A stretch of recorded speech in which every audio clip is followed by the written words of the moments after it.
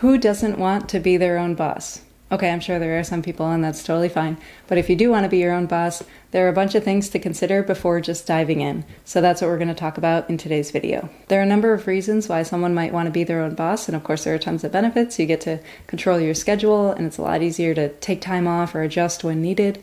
You get to control where your business or nonprofit or streams of income are coming from and all that kind of stuff, the direction of the business, the types of things that are sold, how it's promoted, how it's marketed. All that kind of stuff is under your control. And of course, you get to make the big bucks, right? Sure. When you're starting out, it can actually be a lot trickier than it sounds like. And that's in large part due to the fact that a boss actually provides us with a lot of things. So we're going to talk about 6 different things that a boss or a job in general would provide us, and then how we have to now think about providing those things for ourselves so that we can sort of fill that gap now and become our own bosses. So what does a boss or a job normally provide for us? They would provide tasks that need to be done, accountability for those tasks, a structured schedule in some way, mandatory interactions with other people, such as meetings, group projects, etc., mentorship and guidance, hopefully, depending on your boss and job, and a paycheck or financial stability, or at least some sort of predictability, hopefully. Let's go through each of these 6 things, starting with the first one, tasks that need to be done.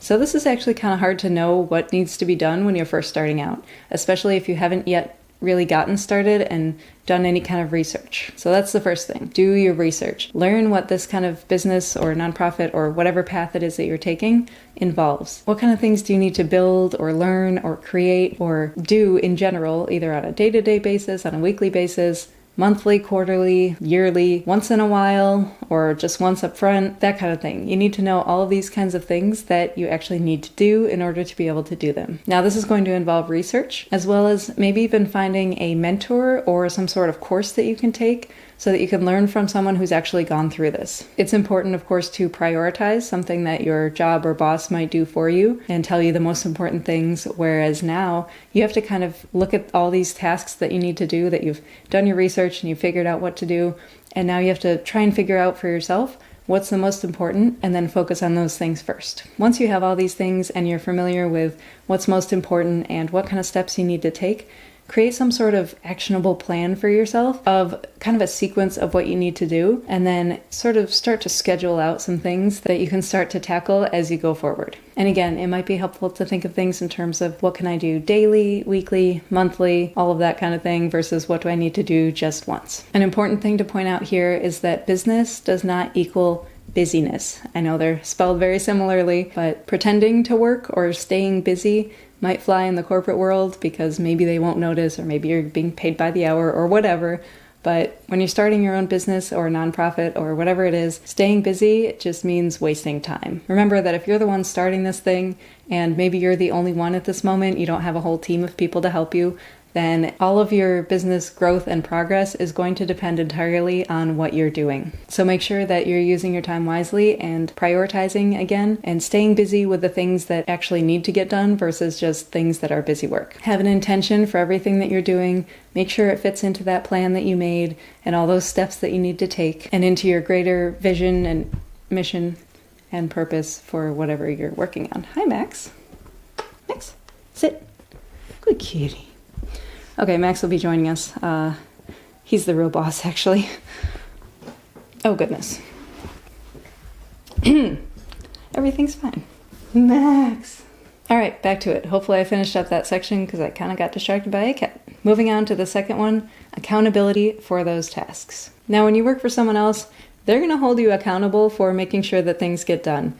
This may include things like incentives for getting things done early even, or consequences for when they don't get done. But now you are that boss, so you're going to have to hold yourself accountable for everything that you do or need to do. And this does not always work out well for everyone right away. You might have to develop some habits or some self-discipline, or as I like to call it, leadership for one. I have a video about that as well. But some way to keep yourself accountable and make sure that things get done on time, make sure that things get done to the standards that you need to get them done to, and to make sure that you keep making progress. You could try things like coming up with a little goal chart and checking things off. It's always so satisfying to check things off a list. Come on. So if that works for you, go ahead and try that.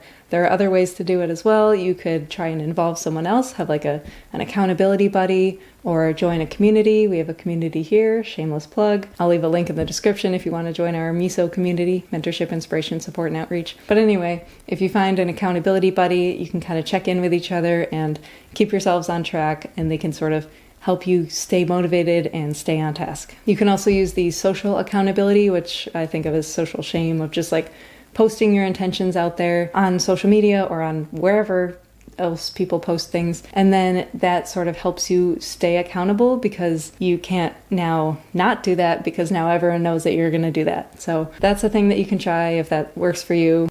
But that can also help you get encouragement from other people once they know what your intentions are. They might encourage you to keep going and help you stay motivated, so that could be a benefit as well. Now, it's not necessary for you to have someone else keep you accountable like this or to help you stay motivated. If you can do this on your own, that's totally fine, but it's just something to note and to give you that option if you do want to try that out. The third thing that a boss gives us is a structured schedule. Now, this varies from job to job and boss to boss. It might be very structured, it might be less structured, but in some way there is some sort of constraint in terms of time when you're working or when you're not working. This also helps ensure that we get those tasks that we talked about done. So we can schedule out things that are the most important. We can also make sure that there's actually enough time to do all the things that we want to do or need to do. And it develops predictability and routine, which leads to growth over time, kind of like developing a habit. Now, this can be as structured or unstructured as you want it to be. This really depends on your personality and your working style and whatever works best for you. So I'm not going to give you any kind of rigid guidelines in terms of how to structure your schedule because this is really just going to depend on you and what needs to get done as well. I do think it's worth noting an idea from Elizabeth Phillips. I'll leave her video linked in the description below, but she said she had a video about soft discipline, and she mentioned the idea that no one really likes to be micromanaged, so why do we micromanage ourselves? I think that was kind of paraphrased, but I'll leave her video linked as well if you want to go check that out afterwards. And I think that's something to keep in mind when we're setting up that structure and that schedule. If you really don't like to be micromanaged and have everything spelled out to the T for every second of the day, everything planned like that, then that's probably not going to work best for you, so maybe try something else. There is one more note that I'd like to make about this idea of time freedom. Now, the big benefit of being able to be your own boss and being able to set your own schedule is that you can take time off for vacations or emergency or whatever you need whenever you want, essentially. But I would caution you in thinking that it's actually easier to take time off in a way, and that it might sometimes feel more difficult. When you have a job, when you have a boss, you submit your request to take time off and they approve it or don't approve it or whatever it is. It can be a hassle, of course, doing the paperwork or working around other people's schedules. But when you're your own boss and you're starting up your own thing, and especially in this early phase, if it's just you, then that means anytime you're taking time off, nothing is moving or progressing or growing in your business because your business entirely depends on you. Now, I don't say this to shame you into working all the time, never taking time off, falling into that hustle culture of just pushing nonstop until you just totally burn out or whatever. But I want to point out that there is a feeling that you might experience about not really feeling okay with taking time off because you feel like this is now your baby and you have to take care of it all the time. You have to work on it all the time. And if you're not, then nothing's growing, nothing's happening. No one else is taking care of it. And so you're always needing to be there working on it all the time. It's hard to have that separation of, leaving work at work and going home and not having to worry about it, because it's very easy to just fall into this trap of thinking about it all the time and trying to kind of work on it all the time. This may also arise out of anxiety about money or stability. Especially if you are no longer working at another job and you're going all in on this one, there's a lot of pressure there. And then there also might be money worries as well.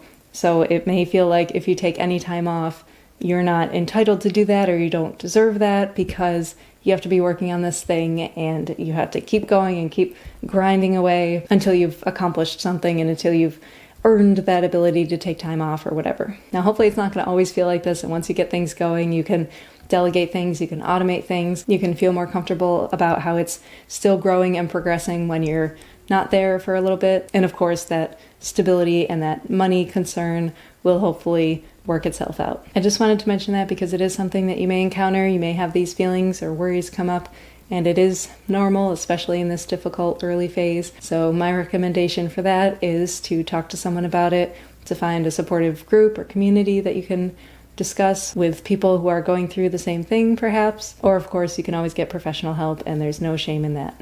All right, moving on to the next one, and I called this mandatory interactions with other people. If you're working on something as a solopreneur or just trying to start up streams of passive income so that you can be financially independent, it is very easy to end up holding yourself up in your house and just working alone on your computer all day and not really interacting with a lot of people, especially for any of us introverts out there.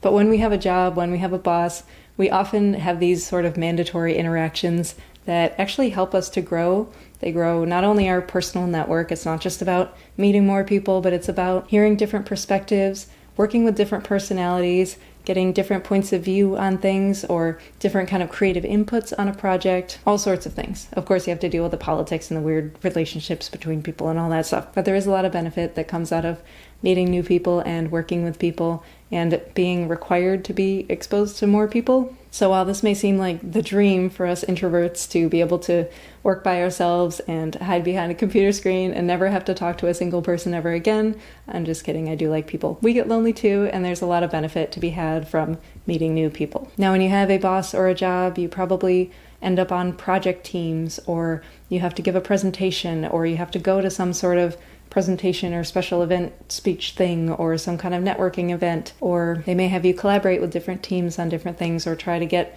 different trainings outside of the office, or whatever. There are a lot of ways that jobs and bosses try to get you to interact with more people to help you grow professionally and personally. But if you are working alone, you may have to put in some effort in order to be able to do the same thing for yourself. So there may be some sort of groups or networking events that you can go to in your area. There are also plenty of online communities. We have one, of course, another shameless plug. You can find an accountability buddy. You can find a mentor. You can start growing your own team and start working with people and learn from them as well. Whatever it is, just try to keep in mind that you might have to go out of your way just a little bit to actually interact with people if you're especially just starting out and working on your own, and that there are benefits to doing such. Next is mentorship and guidance, hopefully. Now, there are a lot of different kinds of bosses out there, a lot of different kinds of jobs, and not everyone gets the same experience in terms of having a boss or a leader that can really inspire them, help them grow, help mentor them and guide them, or even get a lot of one-on-one interaction or small group interaction with that boss. But in general, the idea or the hope for leaders is that they can help bring up their people as future leaders and not just train a bunch of people to stay where they are at their level. It's really to help people grow and develop their skills. So you may have had a boss who assigned you to a project that really challenged you, and you grew in the process, you learned a lot, you worked with different people, and they really put you into this situation that was maybe outside your comfort zone, not something that you were familiar with or really entirely knowledgeable about, but you learned in the process. So that might be something that now you have to do for yourself and kind of push yourself outside of that comfort zone. Try to take on some things that you might not be 100% comfortable with at first, and just learn through the process. It's never easy, but if it were easy, then it probably isn't going to help us grow. So just remember that you might have to be that boss who assigns yourself to things that are going to be a little tricky at first, but in knowing that that's going to help you develop your skills and knowledge and all of that. Now, along these same lines, in terms of mentorship and guidance, there are also important sources of feedback. A boss is going to give you feedback, kind of whether you like it or not, I suppose. But this might be things like complimenting your strengths, hopefully, in order to build your confidence and actually make you better at what you're doing. They will likely also point out areas of improvement, as we call them, or weaknesses, or whatever you want to refer to them as. And these may largely be blind spots, which are things that you might not realize that you're doing that are actually holding you back or being detrimental to whatever it is that you're working on. So this can be really helpful to have someone actually point those out to you from an outside perspective so that you know about them, and once you're aware of them, you can actually work on them. They may also be able to correct your course. So if you're working on something and you're sort of starting to steer off the road a little bit, they can kind of get you back on track because they're likely more experienced and more knowledgeable in whatever it is that you're trying to do. Whereas now, we're off on our own, and if we start steering off the road, we got to be able to correct our own course and know what those important steps are and what isn't quite as important. But now, in this position that we're in to be our own bosses, a lot of this feedback is going to come in terms of data. This might be marketing data, this might be sales data, this might be clicks and impressions and views on YouTube or whatever. A lot of it comes down to data now, and we're going to have to learn how to interpret that data in order to sort of get that feedback through the numbers. You can also, and of course I encourage you, to get more like real feel kind of feedback from the people themselves, from the customers, from your audience, whoever it is that you're working with or working for, like serving in a business sense, using things like polls, questionnaires, comments in the comment section below. Please give me some feedback so that I can learn as I'm doing this as well. I invite all that kind of stuff, and that's a great way to learn and grow and get this feedback from somewhere now that you don't have a boss. So the last point in mentorship and guidance is maybe a little bit more idealistic, but hopefully you had this situation where you had a boss or at least someone higher up from you who was supportive. They may have put in effort to foster a work environment that was conducive to both working and being productive, as well as taking care of psychological and physical needs, being respectful and inclusive of everyone, and all of those kinds of things. Now we're on our own, so we have to take these things into account and make sure that we're not setting up an environment for ourselves that is detrimental to our psychological needs, our physical needs, our sleep, our mental health, our anxiety, whatever it is that you have or that may come up in the process. Take those needs into account and be able to be that boss who fosters a healthy and respectful and inclusive environment for yourself. I hope that makes sense. And the last major thing that a boss provides for us is a paycheck or financial stability. Now, when you're starting off, you may not have a paycheck from whatever it is that you're working on right away. Now, let me just say that this lack of stability and lack of predictable paycheck and income can be extremely uncomfortable, especially if you're not already working somewhere else. If you're going all in on this and this is your only source of income and hope, then this can be a very uncomfortable place to be, and there might be a lot of anxiety about that money situation. In this case, there is no one to turn to for a paycheck or a raise, unless you get support from family and friends, things like that. But in terms of that business income, you might not be there yet. Now, of course, the flip side to this, once we get past this difficult early phase and we've actually set something up that's starting to see some progress, now we're in control of the financial situation. So, of course, responsibly, but really you can determine how your business grows, you can determine how your income grows, you can put money towards the things that are important and build up the projects that are working. You can have that kind of control now because you are the boss. You can also set up a lot of automation so that you're actually bringing in a lot more money perhaps while you're doing less of the work because you did it up front. This is the whole passive income idea that I'm definitely going to talk a lot more about in future videos, but you can do those kinds of things to benefit your income and your business as well, so that you end up working less once things are set up, but you're actually making a lot more because things are running in the background. This is the exciting part when it comes to money and being our own boss. And of course, the major note here as well, when you're the boss, you're not just working to make someone else rich, you're now working for your own financial independence or financial freedom or wealth or whatever you're working towards. This can end up actually being far more stable than getting a normal job. I mean, you can't be fired, especially if you're just a solopreneur, as long as you're doing things legally and ethically and responsibly, of course. I'll give you just a quick story about this. So when I left my job in 2020, some of you may remember the whole COVID-19 pandemic in 2020, right? It was a shaky time. The economy was not stellar. So many people were losing their jobs.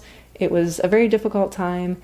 And I had already chosen to leave my job like more than 6 months prior, and they had all the notice and everything. So this was not at all related to COVID, but everyone thought I was crazy that I was leaving to start my own business. But honestly, I thought I was making the smart move because people were being laid off or unemployed because their companies or their bosses or whatever couldn't keep them. Whereas if I set up my own income streams, then I would be able to take care of myself and not have to worry about all these layoffs personally. So in my mind, this was actually the more stable option while everyone thought I was crazy, but that's okay. And as long as you can kind of stick with it and get through this early difficult phase, get it working, and then tweak as you go, learn as you go, develop these skills, then it can ultimately end up being a lot more stable than having that job stability of some kind of career. But of course, this is also a career. So anyway, you get it. So those are my thoughts on being your own boss. I hope this was helpful, and I hope it gave you some things to think about. I'm making a ton more content for this channel